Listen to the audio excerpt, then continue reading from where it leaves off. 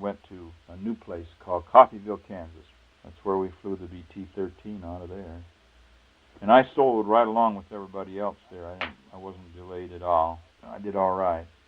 From then on, I had really no trouble in most of the training programs.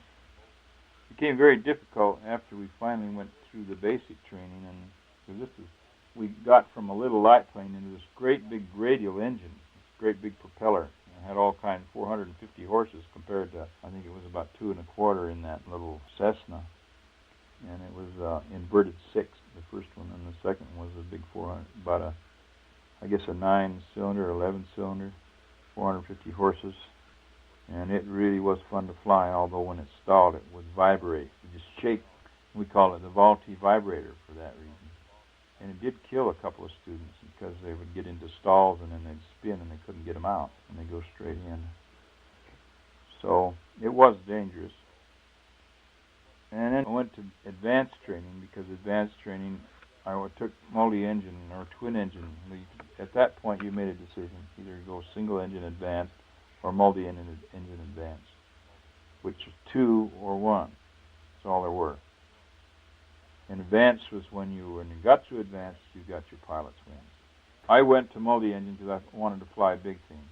And thought by some hook or crook I might be able to work it out where I could use my ear some way, even though, I was pretty sure that they wouldn't let me fly if they knew I couldn't hear.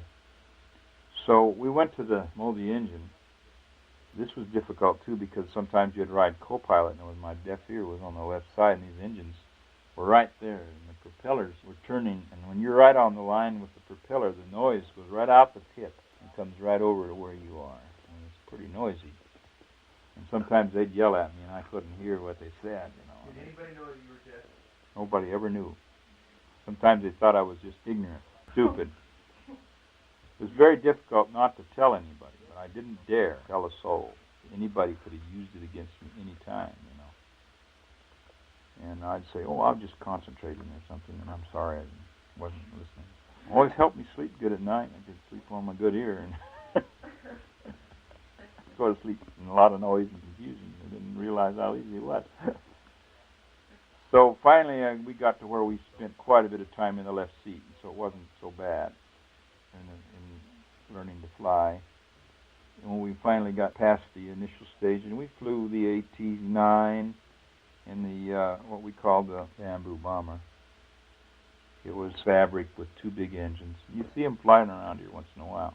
They were Cessna, too. But they were a good little plane to train in.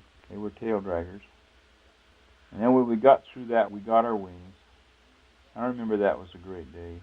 Graduation, and we got those old wings pinned on. And, of course, we was out there in Pampa, Texas. It was in February, and I remember going down to the PX and picking out my pinks. All this jazzy uniform you can never get before, You're just wearing this old OD stuff. And then all of a sudden you got officer's uniform. Pink pants and green top, and they're really not pink, but they called them pinks because they were borderline case pink pants. Kind of a gray. But they were really nice material, and you went down there and you had to pay for it on your own. You didn't just get it issued. You had to come up with the money for it. But they allowed you, I think, about $100. The government gave you that allowance for that because you were going to be an officer. And they give you buy all the brass, and second lieutenant's bars, and got our hat and the big crest on it. And then we got to leave as soon as we graduated. And I had my ticket at Albuquerque, New Mexico. I had to go over there, get the airliner to come to San Diego.